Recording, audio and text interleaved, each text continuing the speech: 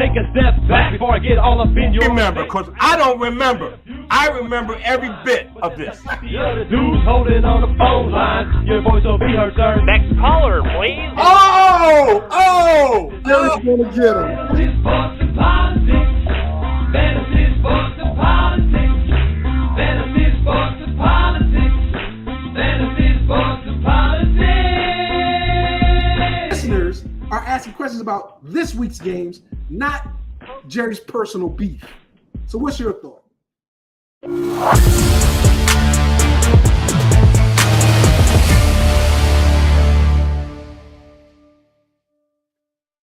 Ladies and gentlemen, boys and girls, children of all ages, welcome to Fantasy Sports and Politics. It's me, Mr. FSP. Do what I do because I do it for you all day, every day.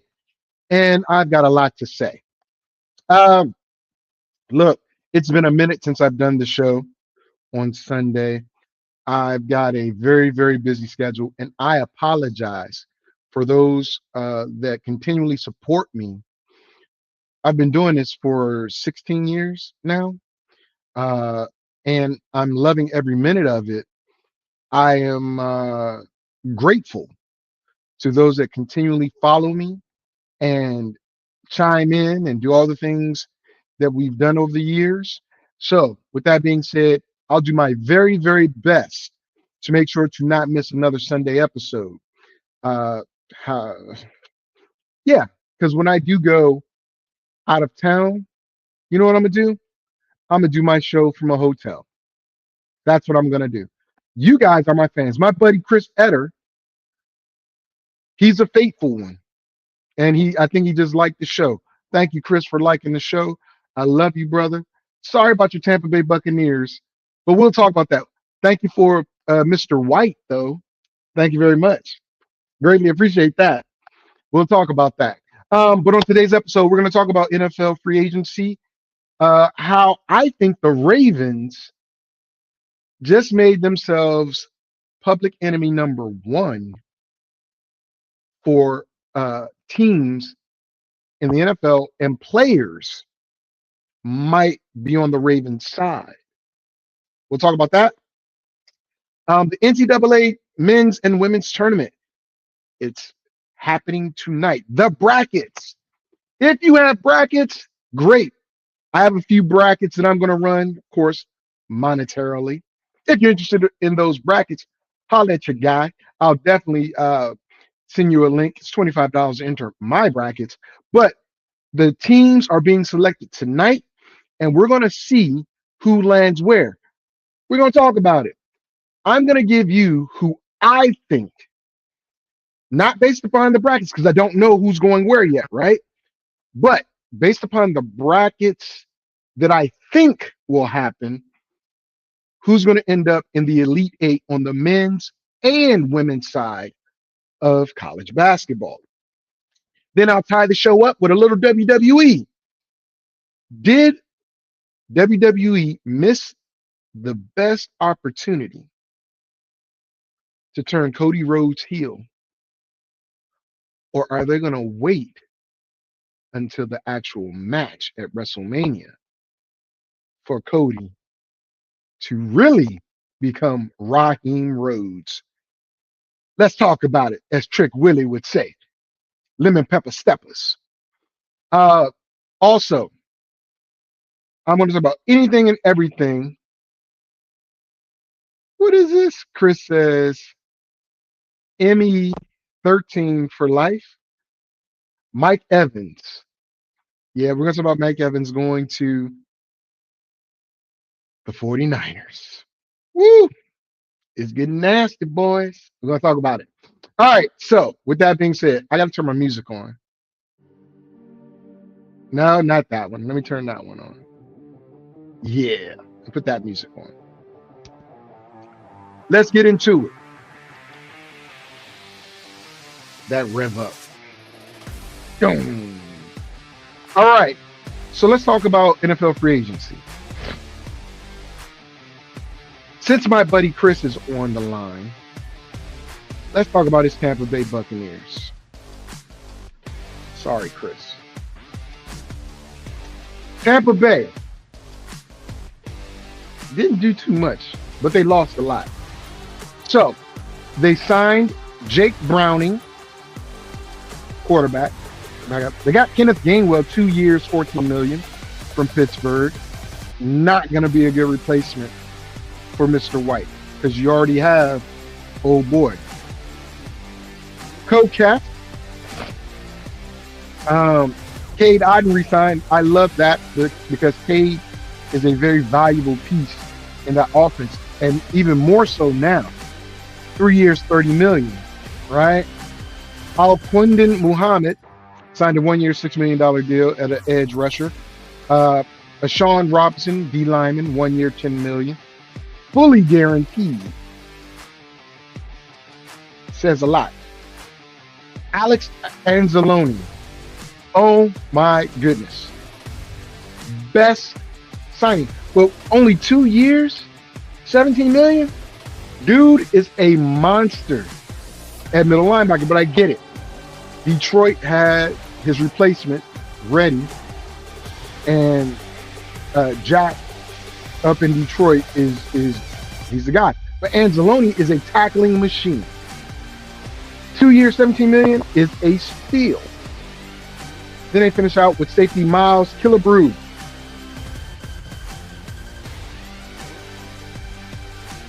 I'll be very honest with you. Tampa Bay, I don't know if it's money problems. I don't know if you're going to just rebuild. But when you lost Mike Evans and you lost White, you're passing the torch. Chris Godwin is a great number one, but he hasn't been healthy the past couple of years. Emeka Ibuka started out hot, fizzled out, can't stay healthy, proved that in college, but very dynamic. So they're banking on young talent. I think this is Topo's last year. It's got to be. Unless they make some big splashes in the draft and sign some veteran players, it's going to be tough. Now, I know there are going to be some players cut after June 1st that might pique the interest of, Tampa, but it is what it is. Chris says, Niners versus Patriots next Super Bowl, I called it first. I love you, Chris. Put the mala for vets down. But you know what? We're going to talk about that at some point. He says Bucks are going to have a tough year. I agree. I wholeheartedly agree. But we're not doing that show just yet. We got to get to the draft. Let me through the draft. And then, come June, I'll break down each division, okay? Got a couple more months, Chris. Hold your horses, bro. Hold your horses. But Tampa Bay, outside of Alex Anzalone and re-signing Cade Otten, not that much. I like what New Orleans has done, even though I don't like New Orleans. Again, last week we talked about Travis Etienne, or Wednesday, I should say, we talked about Travis Etienne. I like the Caden Ellis signing. Julian Blackman, I like that one too. But who's been the busiest? The Panthers, they've been the busiest, right? They got Kenny Pickett for 1 year, $4 million. John Mechie, who fizzled out pretty much, signed, but David Moore, Stone Forsythe, Rasheed Walker. I kind of like that offensive tackle right there because Stone Forsythe, Rasheed Walker, I like. Jalen Phillips, definitely love that signing because the defense, him and Devin Lloyd, along with what they already have, I love what they're doing on the defensive side of the ball in Carolina. Now, what I didn't see, because John Mechie and David Moore are not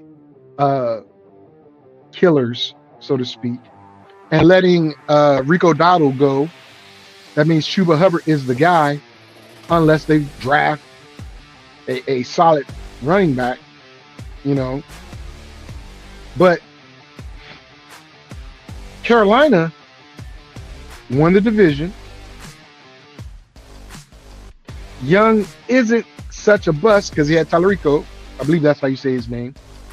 The young wide receiver, rookie from last year, won Offensive Rookie of the Year.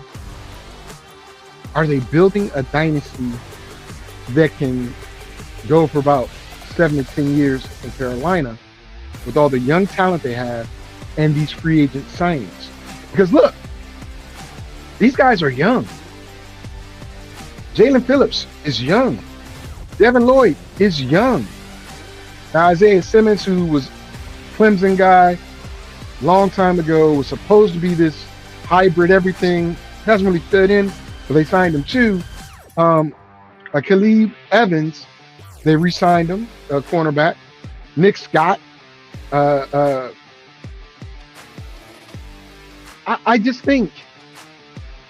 think they're on the right track. Defense was already steady. Horn and they were already steady over there. It's what they're going to do on the offense. It really matters. I don't think they really helped themselves too much on offense outside of Rasheed Walker. It's a 1-year deal. Got it. And Luke Fortner, I think, is a good signing as well because they got to short things up. Atlanta. Atlanta did some things. I gotta give Matt Ryan some credit for the things that he did as the president thus far. Tua Tagovailoa, I think that's a very good sign. It's a 1-year deal, and we don't think Michael Penix is going to be ready for the season. They've already said it's an open competition. How can it be open when one guy probably won't return until later in the season?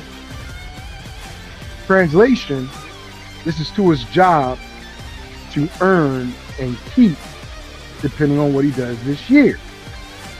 Because you can't compete for a job if you're not on the field and you're rehabbing and you have a history of the same type of injury. Wordplay, that's all I got to say. But, Tua Tagovailoa, I like the Jahad Dotson signing. 2 years, $15 million.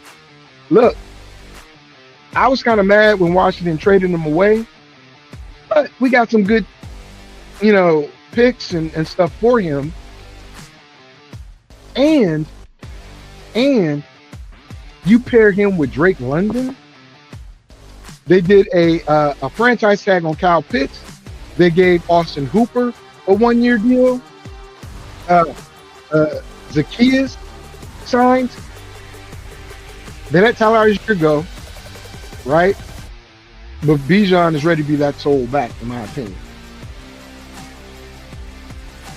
I like what they did. Edge rusher, Azeez Ojulari.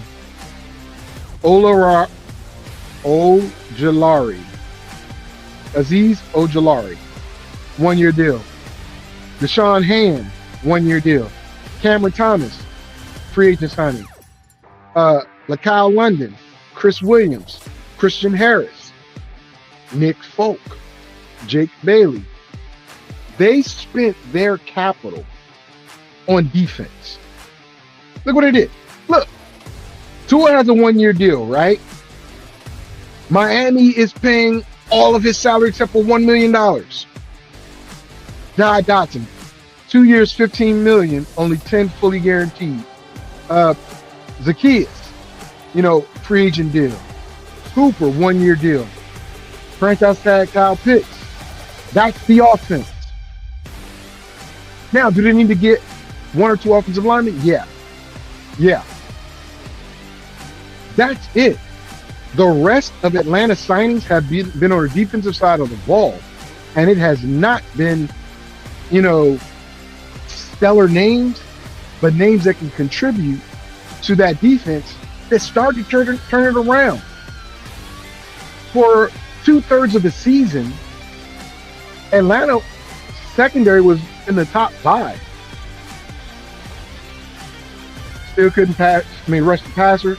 I think that's what they got all these guys for. They had to. D edge rusher, D tackle, defensive lineman, linebacker. They're coming after the quarterback. Atlanta, listen to me. Stalking gap fools, walking jack move, Bone Thugs and Harmony style. They're creeping on the come up. Atlanta is creeping on a come up. I guarantee you that. All right.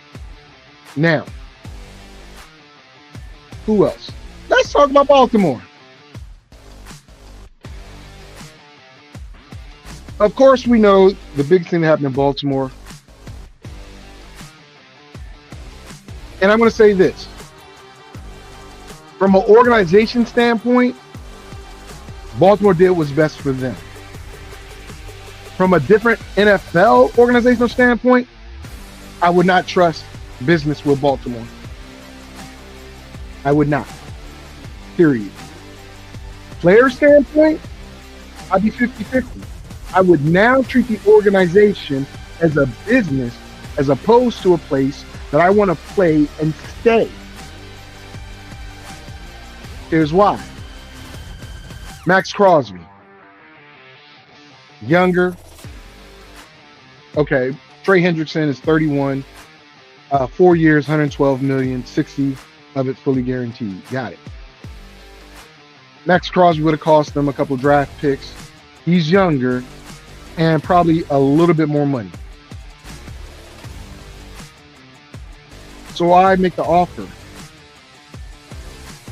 And then when you learn nobody signed Hendricks and the Bengals cut him, oh, all of a sudden now the doctor fails Max Crosby. We knew Max Crosby wasn't going to pass a physical to begin with. He's not in the shape he needs to be in because he just had surgery a couple months ago. I think Baltimore used that as a reason to pull out of the deal. It is trash, in my opinion, but smart business.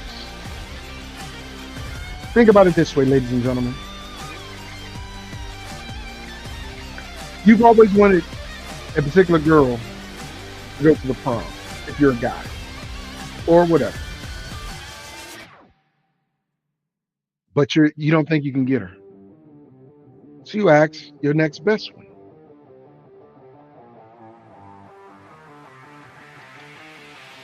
She says yes.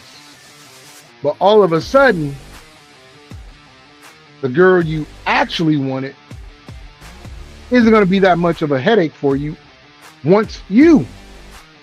So now you back out and you go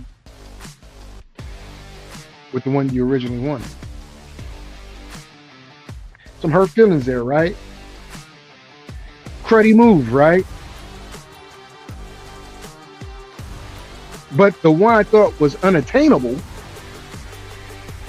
was attainable and didn't even want much other than for you to ask her out. So you look like an ass to that number two, because let's face it, if I don't have to give up 2 first-round picks and a little bit more money, I'm gonna get the guy that's a little cheaper, slightly older, and has just as much productivity. That's business. I can't agree with the way Baltimore did that, but karma has a way of dealing with itself. Because now the Raiders, I went over this on Wednesday or Tuesday. The Raiders have a lot of depth and a lot of great players on defense. It's just a matter of what they're going to do with the young rookie quarterback, Ashton Genty, and Bowers, and whoever else they get. We'll see. But let's talk about these Ravens. Re-signed Tyler Huntley. They lose Isaiah Likely, but sign free agent Durham Smythe. They signed a 3-year deal with John Simpson, offensive lineman. Of course, we talked about Trey Hendricks. Chidobe Awuzie re-signs on a $5 million deal. And safety Jalen Hawkins. Obviously, the biggest signing there and the most splash is Trey Hendricks. I don't know, I don't know if Durham Smythe is going to be able to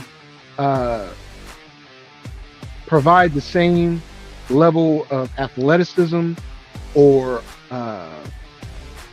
on-field play that Isaiah Likely did, because Isaiah just went to the Giants, followed his old coach. But I think Baltimore's in for a long season. A long season. Karma. I'm telling you guys. I'm telling you. All right, with that being said, let's move on. I really don't want to talk about the Bengals. Let's talk about the Jets, who were extremely busy. Jets, Jets, extreme. Look,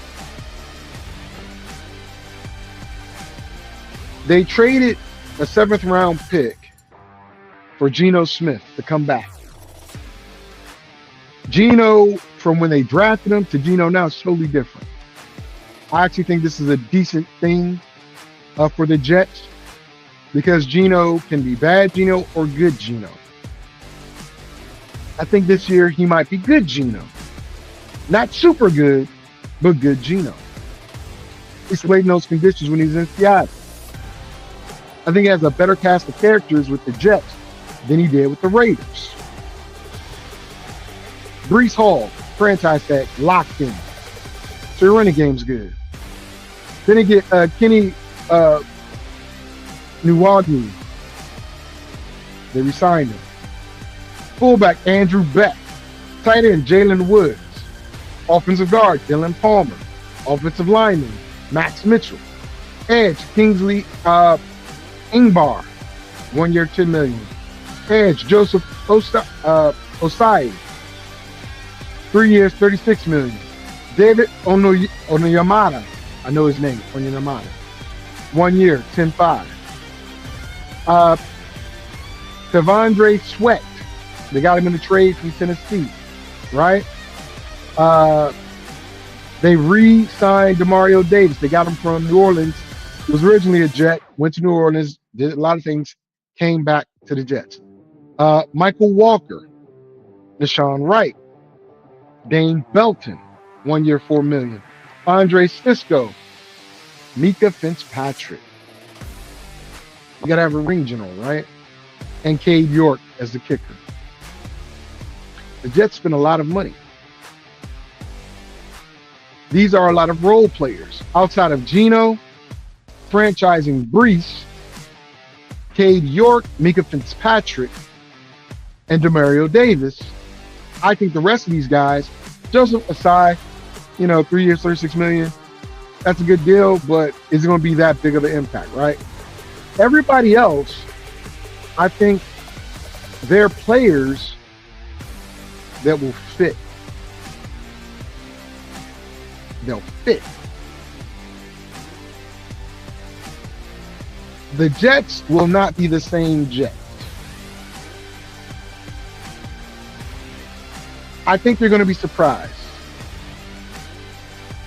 Depending on what other receiver they get, right? Do they grab somebody from free agency? Do they draft a stud wide receiver? Right? Geno obviously is not their future, but he's their present. So I see the Jets possibly this year, next year, definitely next year, drafting a quarterback.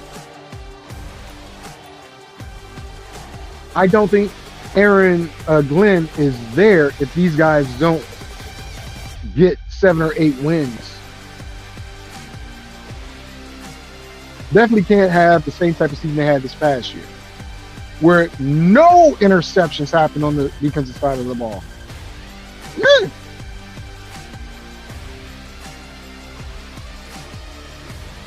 But you go out and you sign 3 safeties, you sign 2, trade for 1, and only bring in 1 cornerback, Nashawn Wright. Jets are either going to get the best corner in the draft, if they can, and probably the 2nd or 3rd best quarterback. Because I'm be honest, this is not a good quarterback class. It definitely is not. I like Pivia, but I don't know. He's not a starter, not off the bat. He's got the heart. He's got the ability. He's not starting off the bat. I'm not going to talk about his Jets, and I say his because Chris. Not Jets, Patriots. I'm not going to talk about his Patriots because they didn't do much. They did get Romeo Doubs, $70 million. Let go of Diggs.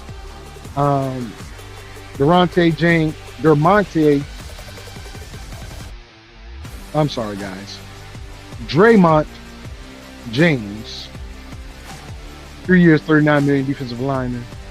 I like the Kevin Bird signing. Elijah Vera Tucker, I like that signing. Julian Hill, look. Some teams did a lot of things that I'm like, like the Dolphins signing 2 kickers. Why did you sign 2 kickers? You re-signed Riley Patterson, who you had on the roster, and then you signed Zane Gonzalez. Doesn't make sense.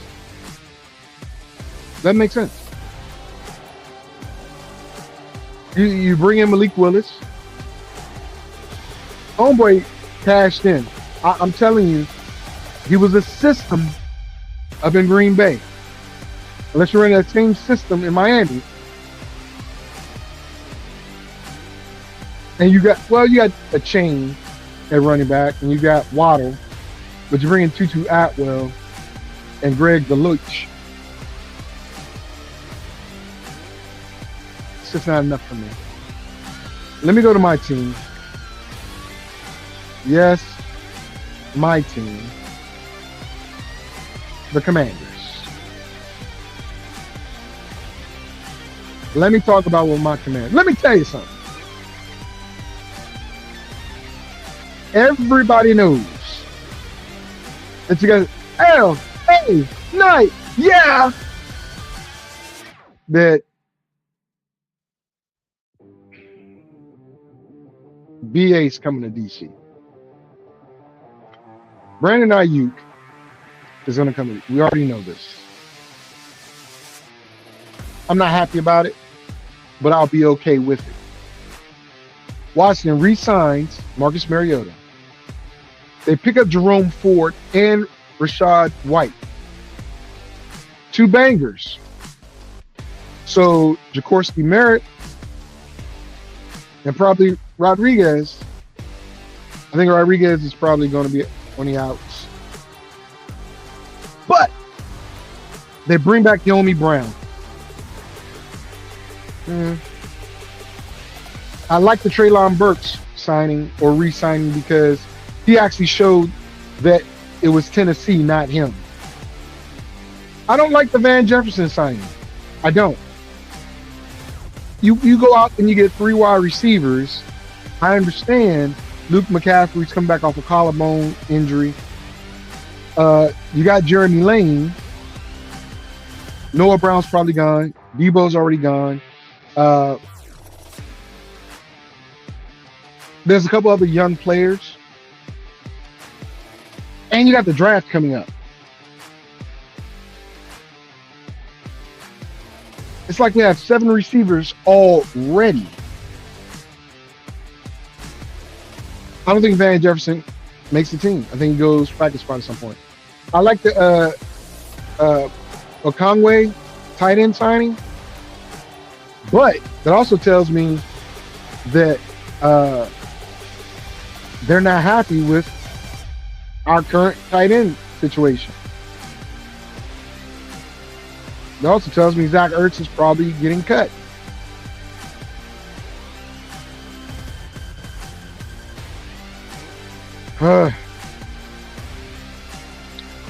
I do not like this Laramie Tunsil 2-year signing $60 million. Tunsil is good, but he is not worth that money. I don't. Nick Allegretti, like it, don't love it. Trent Scott, okay. Andrew Wiley, okay. Clavon Chasen. You better be chasing that damn quarterback. You better. Charles Omenahu. I like him, but not as much as I like Odofe Owe. 4 years, $100 million. Listen to me. This tells me we're going to a 3-4 hybrid defense. It's got to be. Because these are stand-up outside linebackers playing edge. You signed 4 of them. Dietrich Wise is the other. We bring back a guy that was with the team when he first jumped into the league. He bounced around a little bit. We bring back Tim Settles, 3 years, $24 million. Leo Chanel. Okay, not the guy I wanted, but I hope Sonny Styles falls to us, or Mr. Love, the running back, looking more like Sony, which I'm okay with. Sonny, not Sony. Sonny Styles. Sonny Styles. I'm saying Sony. I hope Sonny Styles falls to us, because that'll be a great player who wants to play Mike, and Bobby Wagner can mentor him. He can play outside. But we got Lufu there, and I love him. I absolutely love him. Amric Robinson. I don't know if he's going to be the answer. We'll see. Nick Cross at safety, re-signed Tress Way, and we re-signed Jake Moody. Hopefully Jake, shakes all the cobwebs and everything out, and he can remain a top kicker. Washington spent a lot of money stacking this team. I'll be honest with you. I like the re-signing of Mariota. I like bringing in Ford and White. But are we giving up on the young guys? And does that mean Love, we're not drafting? Not too thrilled about De'Ami Brown coming back, because he's a hit or miss guy. He's a sometimes guy. Sometimes makes great plays, sometimes he doesn't. I like Treylon Burks. Not high on Van Jefferson at all. I like Chet Okongwe. But that means those other tight ends we drafted, plus Zach, not with the money they're paying Chet. Not with the money they're paying Chet. I do not like Laramie Tunsil signing that 2-year deal. I don't. We got a couple young guys we need to develop to put in that place, because this guy, he's good, but no longer one of the top, in my opinion. In my opinion, he's not. Woo. But we'll see what my Commanders do. We'll see what my Commanders do. I'm hesitant. I'm hesitant. I gotta see what we do in the draft, honestly. I really do. All right. There's other teams I can go over, but I'm not. Because I want to get into NCAAs. If there's some other big signings that happen, you know, we could talk about it. When A.J. Brown gets traded, if he gets traded, you know, we'll talk about it. Who else? If Max Crosby gets traded, we'll talk about it. But you know what? Let me go to the Raiders. Because if you missed it on Tuesday or Wednesday, whenever I did it, you missed what they did. So Connor Hayward, running back, Jalen Naylor, receiver, center, Tyler Lindenbaum, 3 years, $81 million. Malcolm Kuntz, Kwity Paye, N'Kobe Dean, Quay Walker, Kerryon Johnson. I like that one. Eric Stokes, Matt Gay. Listen to me. That doesn't even include holding on to Max Crosby.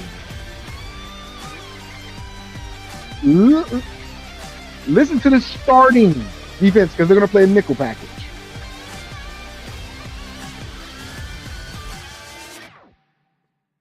Max Crosby, Kwity Paye,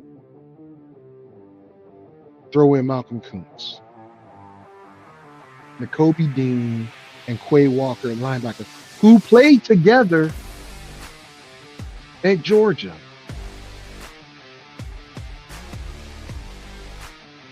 They know each other. Kerryon Johnson and Eric Stokes.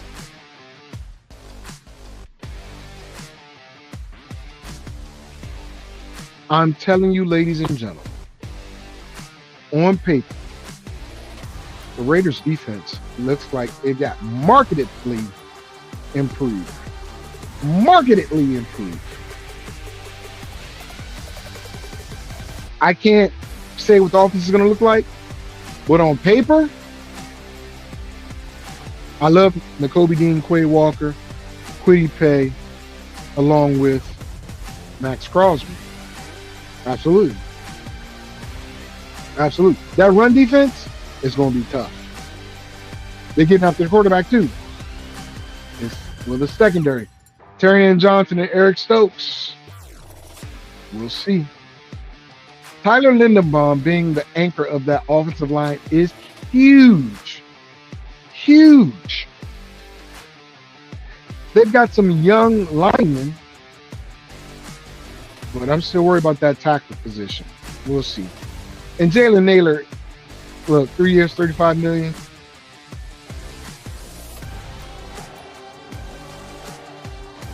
Raiders need to try to get A.J. Brown or one of the top receivers in this draft to go with that quarterback they're going to draft.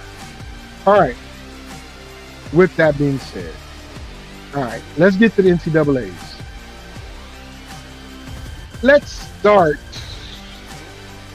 I'll start with the women. Let's start with women's, right? Here we go. AP Top 25 has UConn, UCLA, Texas, and South Carolina as top 4. Coaches poll is the same. Coaches poll pretty much mirrors AP with a few deviations. But those are your 4 number 1 seeds in the women's NCAA basketball tournament, I believe. Overall, number 1 is probably going to be UConn. They're 38-0. Excuse me, 33-0. They win 5 games, they'll go 38-0. You win 5 games, you win the national championship. That might tell you where I'm leaning, right?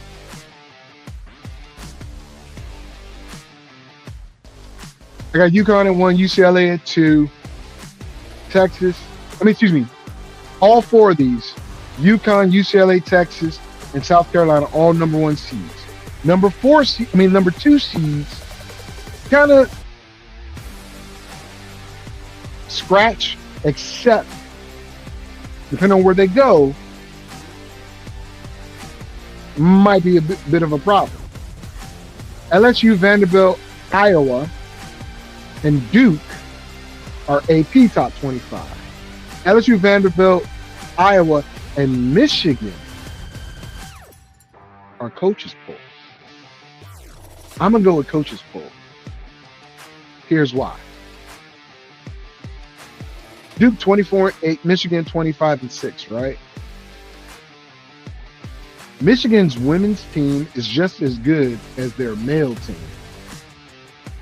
I think they even practice sometimes versus each other. I'm speculating on that, but I think that's something that happens. Now, Duke's women versus Duke's men, probably not. But if they do, the women are probably just as good as the men because the men aren't that good. Minus the Boozer brothers. Evans is okay. Evans is the best free throw shooter, but that's it, bro. That's the men's. Women's. I think women's is going to go chalk. I love my Sooners. But I see them as a 3 seed.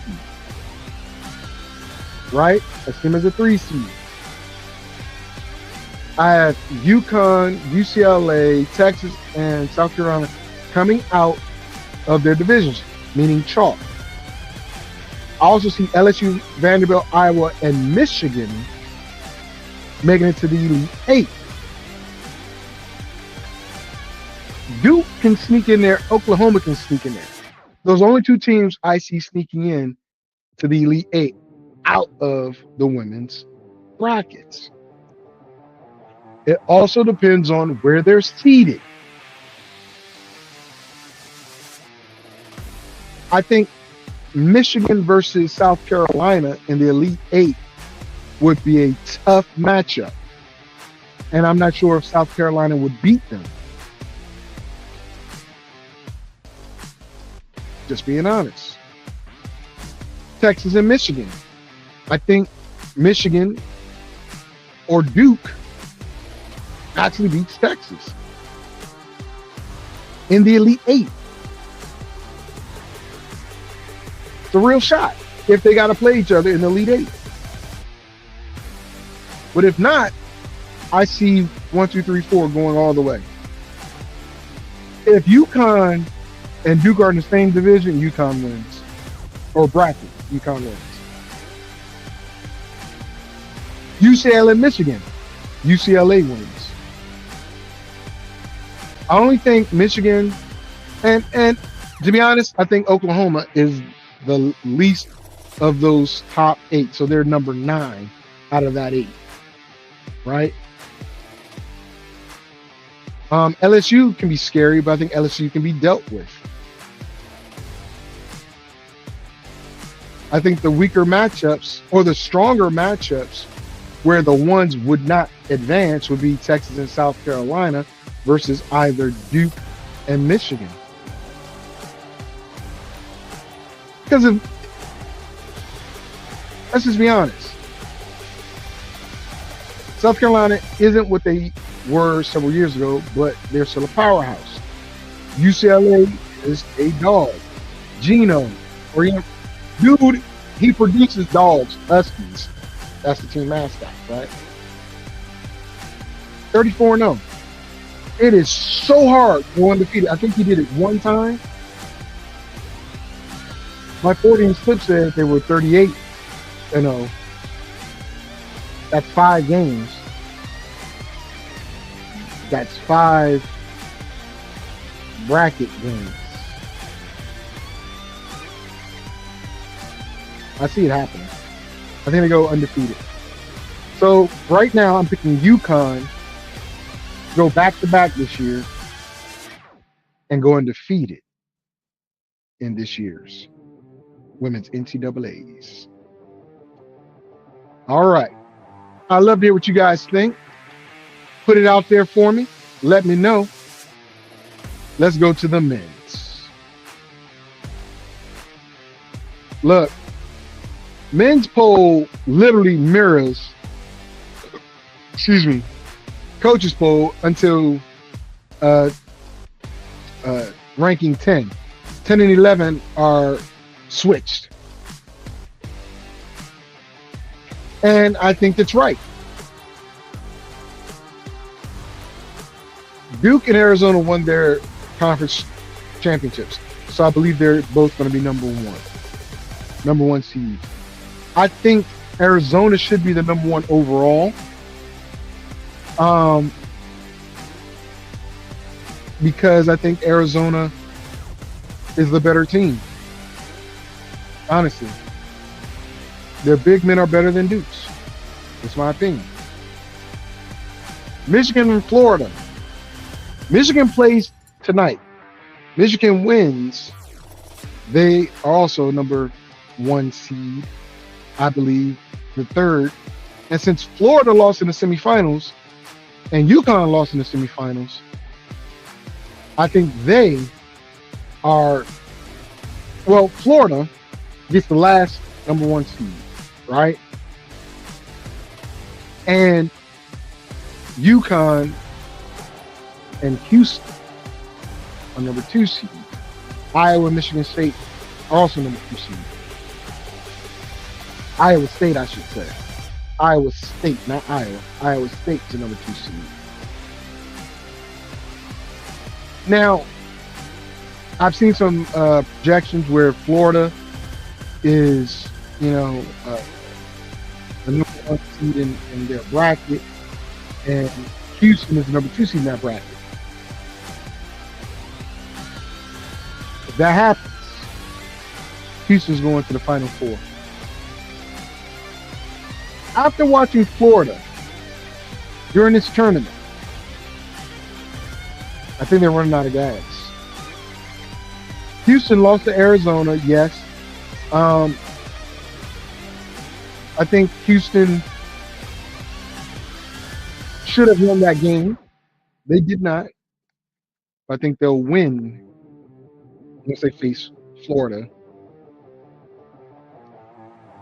in the Elite Eight to go to the Final Four. Where I think they're going to face Arizona again. I think Duke gets eliminated. Duke gets eliminated in the Elite Eight. Let me now see. If UConn faces Duke and they're in the same bracket, UConn, in my opinion, is better than Duke. And if that happens, UConn goes to the Final Four. I don't think the men's is going to be chalk. I think you'll have Arizona and Michigan.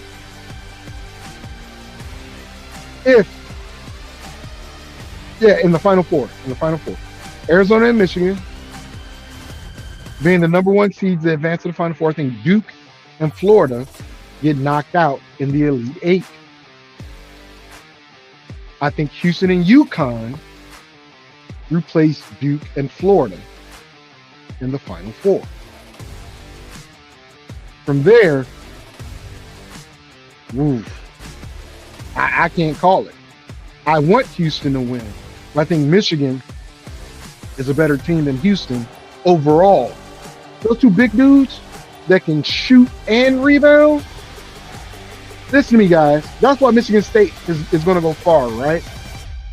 The NCAA tournament is about who can get boards.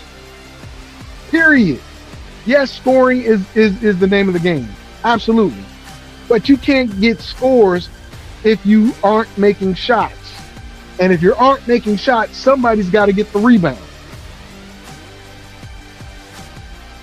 In my opinion, Michigan has the best set of dudes to do that. Michigan State, close. But I'm telling you, Arizona, they can run. They can play half court. But they're inconsistent in getting rebounds. One game they'll dominate, next game they'll be okay, next game, Florida, I think they've run out of gas. Honestly, I think they have. Michigan gets boards. Iowa gets boards. Iowa State gets boards. But they play a slow. I don't see Iowa State getting past Sweet 16. Again, I don't know where these teams are going to be seeded yet, but if I see the seedings and the regions they're in, I'll give you a better suggestion as to where they're going to land, but based off of this and who I think is going to be a 1 and a 2 seed, yeah.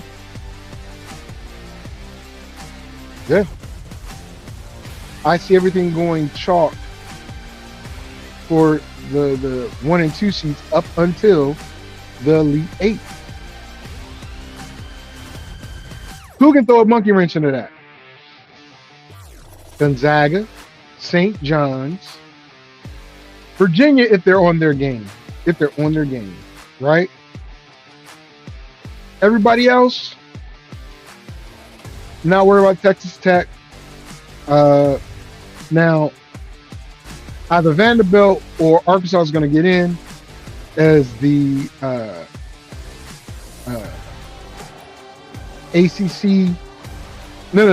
SEC champion, but I don't think that matters much. Also think Miami of Ohio gets past the round of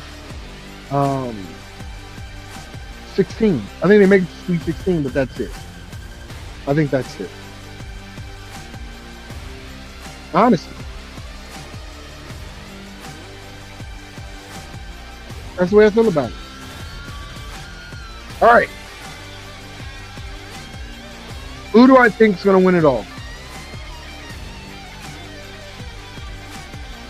I think it's either Michigan or Houston. Depending on, again, I think Florida and Duke get knocked out. Arizona and Michigan advance, but I think Arizona faces Houston, and Houston gets its revenge. Michigan faces UConn, and UConn. Woo! That's a good matchup, though. Michigan and UConn. That's a hell of a matchup. Woo! I don't know. I don't know on that one. I don't know. I mean, I'm going to give it to Michigan based on what I saw happen with UConn. How they lost to St. John's for the Big East title. I'll give it to Michigan. And then, like I said, Michigan and Houston. Man, another tough start. But I'm going to go Michigan. I got Michigan winning it all. This is going to be tough. I got to see the brackets to really get a good decision on it, but that's what I see. All right. That's enough for that. Let's get to the WWE.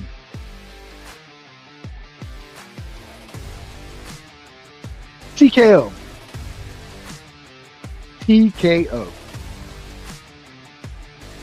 Triple H, Paul Levesque, who's in charge of creative for WWE. I'm not sure why we didn't see Cody do what Randy did, because we know Randy is listening to those voices, because I listen to those voices too sometimes. Randy's going to be a heel getting cheered, while Cody is the face getting booed. So if that's the impetus for him to turn heel during the match after he drops the title to Randy, yes, I think Cody is going to drop the title to Randy. That's the only reason why he got it. Drew and Randy was not going to be a night 2 main event. Night 1. Now WWE has to make a decision. Is Roman and Punk night 1 or night 2? Because Cody and Randy, depending on how Cody comes out, is it going to be Raheem or is it going to be Cody? That could be night 2 all day. The wrestling alone makes that a night 2 main event. Right? Punk and Roman, wrestling, Mike, all that, also a night 2 event, but other than ego, other than the title, what's at stake? Some people are going to be cheering for Roman, some people are going to cheer for Punk. To me, it looks like Punk is going in as a heel. He's not, but it looks like he's going in as a heel, H-E-E-L. Because of his comment about, Roman's dad. And how him and the Usos interacted. Phil. I wish I could call you Phil. I don't know you, so I'm not going to call you Phil. But CM Punk is by far a great performer. Roman is as well. But I don't see the type of technical, even fight between CM Punk and Roman that I see with Cody and my guy, Randy. I can see that physical altercation. I can see that going everywhere. Phil and Roman, I can see that going places, but without the wise man there, it's kind of just another title defense between two guys who don't like each other. Paul Heyman makes that match even more interesting. But Paul isn't a part of it.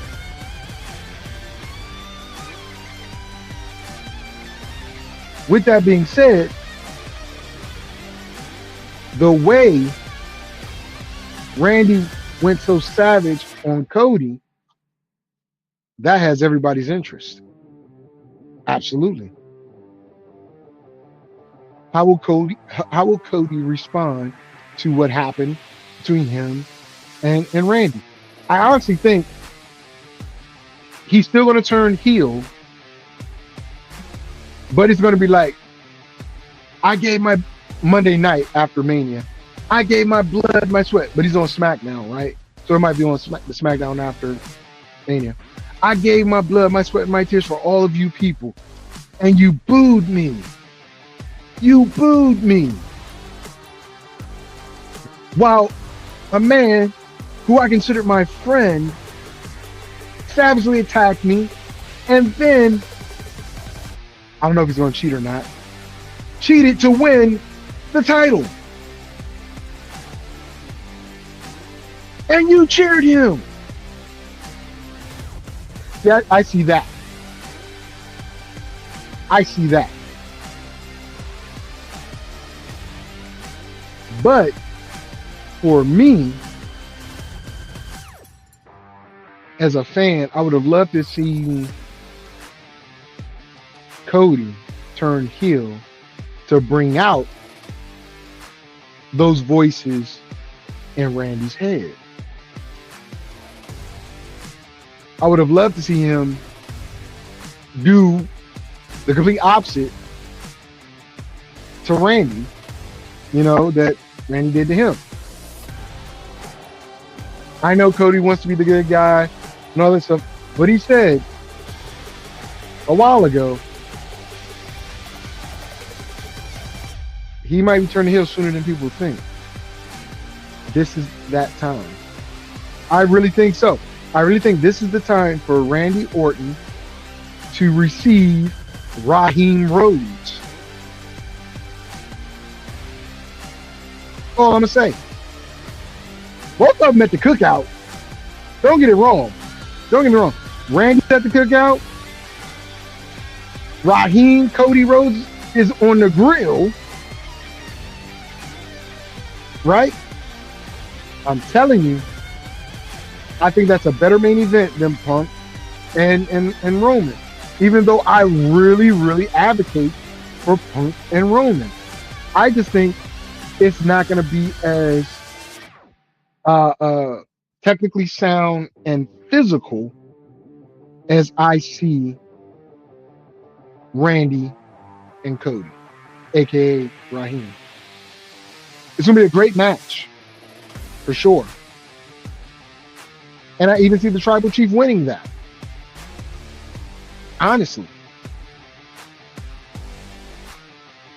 they're gonna put the belt back on Roman at some point because he is the moneymaker for the organization. He signed a new deal. I don't know what surprises we're gonna have. Did we even have a Money in the Bank this past year? No. So nobody's cashing in the Money in the Bank that I know of. Or did we already have it happen? I don't know. I don't know.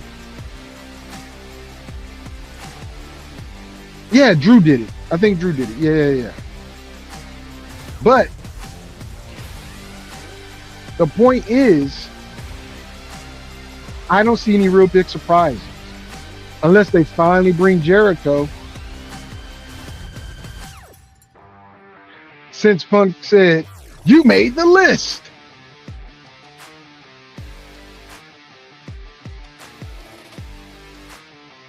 We'll see. But that's all I got for you, ladies and gentlemen, boys and girls, children of all ages. I'm slouched back in my chair. It's about a couple hours I got to start cleaning this house. Yeah. But with that being said, I want to thank you guys for listening and tuning in to me. I made sure to get in as much as I could about every event because normally I'll go through just NFL. But with NCAA's happening, I want to make sure I get these clips up soon so people can't say, well, you got it wrong or you said it this. No. I want it out now. So with that being said, I appreciate you. I'll see you next Sunday. And be blessed. Better than the rest. I'm out.